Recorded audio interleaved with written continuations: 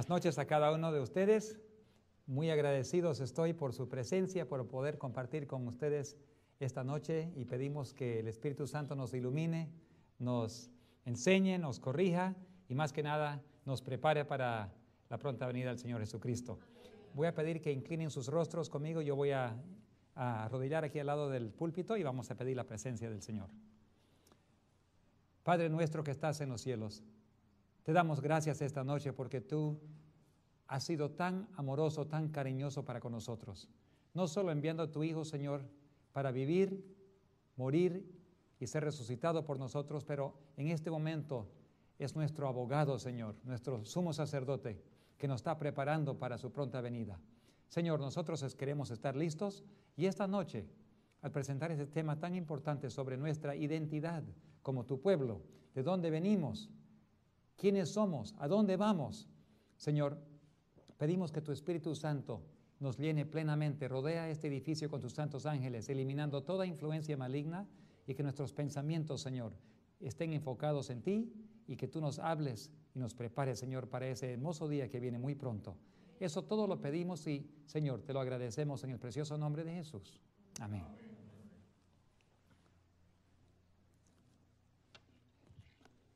He descubierto con los años que, aunque la iglesia está creciendo rápidamente en diferentes partes del mundo, algunos más que otros, pero el conocimiento de quiénes somos, de dónde venimos y a dónde vamos, en cierta forma está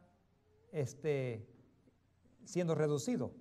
O sea, tenemos más miembros de la iglesia, pero menos conocimiento de quiénes somos. Nuestra identidad es muy importante.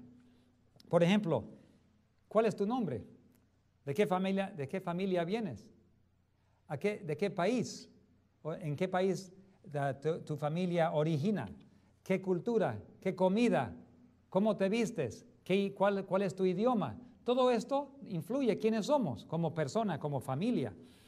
Nuestra familia tenemos varias raíces originarias.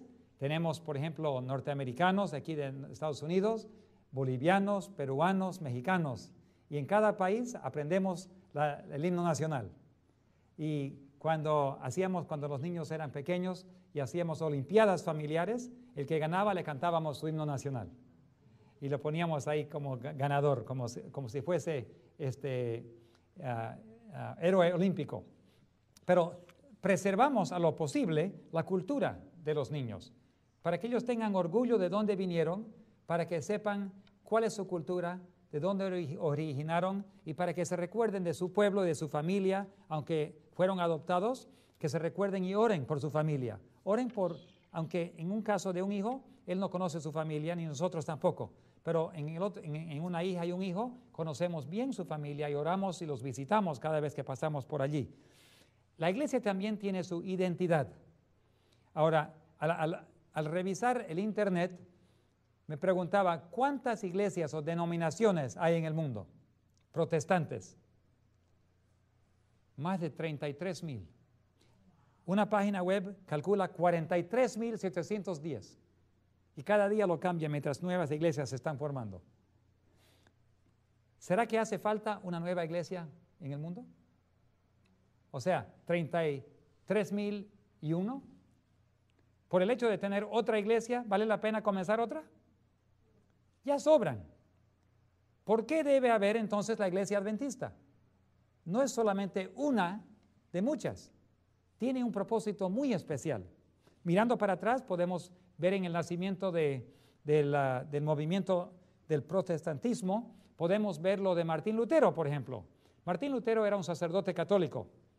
Su intención de Martín Lutero no era de salir de la iglesia católica. La intención de Martín Lutero era de simplemente reformar su iglesia y mejorarla. Y él, al descubrir que la salvación no se puede obtener por las obras, él empieza a abrir la palabra de Dios como él entendía. Él sabía leer el latín, él sabía leer otros idiomas, griego, hebreo, porque él era un teólogo estudioso. Entonces, al poder leer lo que la gente común laica, podemos decir, lo que ellos no podían leer, Él descubre las verdades de la salvación por la fe. Pero al intentar atraer esa verdad a su iglesia, él descubre que se encuentra rodeado por oposición. Y dentro de poco se encuentra fuera de la iglesia, excomulgado. Ahora él empieza con todo su entrenamiento a enseñar y de ahí nace la iglesia, ¿cómo se llama? La iglesia luterana. La iglesia luterana, al ser formada bajo la instrucción de Martín Lutero, forman lo que llaman un credo. La iglesia luterana tiene un credo. Creemos esto en esto. Cuando cada vez que Martín Lutero traía una nueva enseñanza bíblica, ¡plac!, lo añadían al credo. Pero cuando muere Martín Lutero, el credo queda en cemento, ya no se cambia más. O sea, si tú aprendías nuevas verdades, tenías que salir de la iglesia luterana. Entonces, un credo es como poner en cemento, esto es lo que creo y no puedo cambiar más. Y también, por ejemplo, la iglesia bautista. Cuando la iglesia bautista se funde, nos trae la verdad sobre el bautismo. El bautismo no es con agua, así sobre la cabeza, es una inmersión, es una muerte y una resurrección. Y la iglesia bautista es formada con esa nueva verdad. Pero ellos también hacen su credo. Y cuando los fundadores mueren, el credo se queda en cemento, ya no se puede cambiar. Si tú aprendes más cosas, tienes que salir de iglesia bautista. Y en esa misma forma, las diferentes iglesias forman su credo. Vamos a ver cómo la historia de la iglesia adventista es diferente. Nosotros no tenemos un credo. Y vamos a ver el por qué. La iglesia adventista pasa por diferentes etapas de crisis. Y en esas crisis se aprenden nuevas cosas. La primera crisis fue antes que existía la iglesia adventista. Existía el movimiento del adventismo. En más o menos 1830 y algo, empieza a descubrirse que Cristo viene pronto y un movimiento que entra a todas las iglesias. Por todo Estados Unidos, en Sudamérica, en Europa se predica, Cristo está por venir, las profecías claramente lo indican. Y entonces ellos empiezan a estudiar y hay en las diferentes iglesias simultáneamente un movimiento de reavivamiento y preparación para la venida de Cristo. En esos días no había iglesia adventista, era simplemente un movimiento entre todas las iglesias, un reavivamiento. Entonces, al enseñar eso, llegan a la conclusión que en el año 1844, en el 22 de octubre, algo iba a pasar. Esa fecha está bien comprobada. Bíblicamente no hay cómo escaparse de esa fecha. El problema era que al purificar el santuario, no entendían bien el proceso del santuario con Moisés. Entonces ellos calculan que eso significa la venida de Cristo. Y Dios permitió eso, con el propósito de levantar el interés. El 22 de octubre de 1844 habían más o menos 50,000 adventistas, personas esperando el segundo advenimiento de Cristo. Salieron de todas las iglesias, a veces lo botaron de la iglesia, a veces quedaron en sus iglesias, pero todos esperaban la venida de Cristo. 50,000. El 23 de octubre habían más o menos entre 50 a 500. Algunos calculan 500 calculando, pero el grupito más pequeño fue 50. Porque como no vino Cristo, muchos abandonaron la fe. Entonces quedaron ese grupito pequeño y decidieron, mira, pero las fechas cuadran, ¿cómo puede ser? Ahora, es necesario tener una misión. Y se empezó a formar un grupo, pero ¿cuál era la misión? Las instituciones hoy en día donde uno trabaja tienen lo que llaman su misión que ponen en la pared. Cada institución debe tener su misión. Acá tenemos uno también, pero no lo van a encontrar en la pared, tengo que ponerlo todavía. Pero, ¿cuál es nuestra misión? Está definido quiénes somos y a dónde vamos. Y la misión y la visión.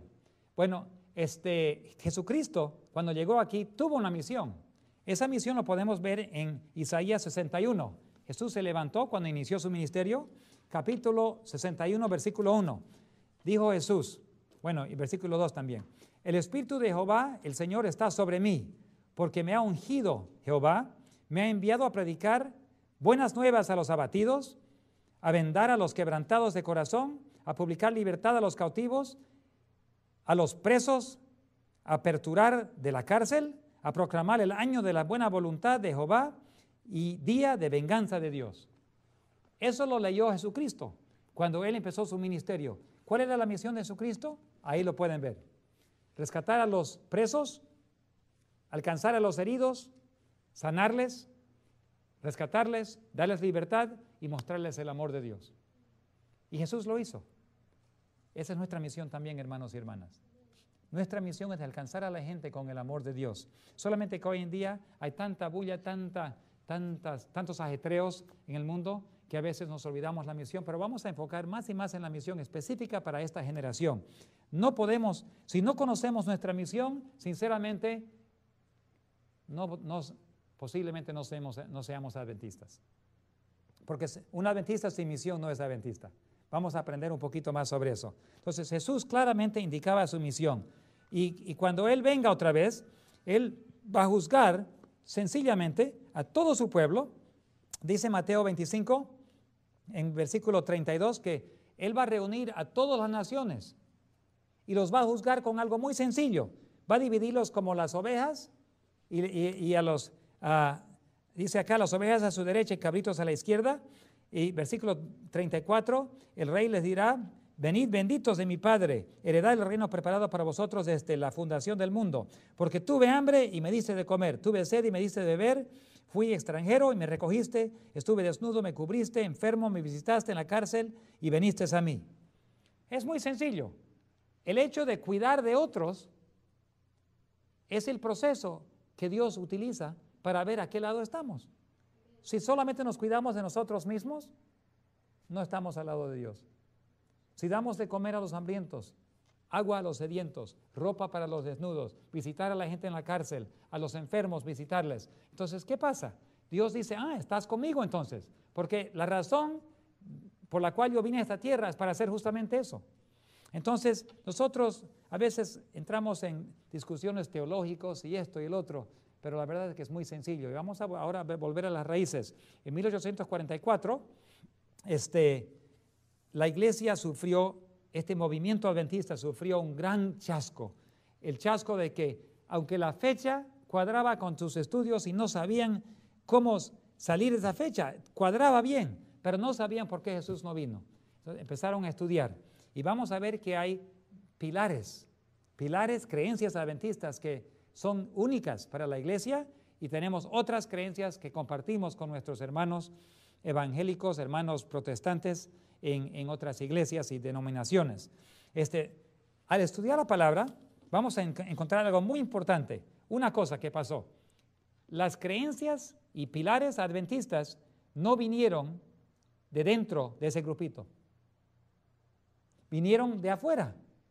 Otras personas hicieron conocer a ese grupito las enseñanzas bíblicas, y ellos al comprobarlo en la palabra de Dios, ellos fueron asimilando lo que ellos vieron que era bíblico. Y uno de los primeros, que obviamente está en nuestro nombre, adventista. ¿Será que Jesús viene pronto? Una de las creencias principales de la iglesia, del movimiento adventista, era que sí, la venida de Cristo es bíblico y es inminente y va a ser pronto. Obviamente, cuando uno calcula en una vida tan corta como la nuestra, podría parecer largo, pero comparando la historia del mundo, la venida de Cristo ya está a las manos, aún a la puerta. Y vamos a ver en Mateo 24, 32 y 33, vamos a ver por qué y cómo podemos saber que está aún a la puerta. Número uno, la venida de Cristo es inminente. Ahora, yo tengo un hermano que no es adventista, y un pastor visitó a su iglesia, y en predicar en esa iglesia, el pastor visitante comentó: la venida de Cristo puede ser tan lejano que podría ser hasta 2000 años antes que venga Cristo. Ahora nosotros escuchamos eso y decimos: no puede ser, qué imposible, ¿cómo van a hablar así? Pero hace unos años atrás yo escuché 4 pastores adventistas decir casi lo mismo, decir que podría ser hasta 1000 años que venga Jesucristo. Perdona,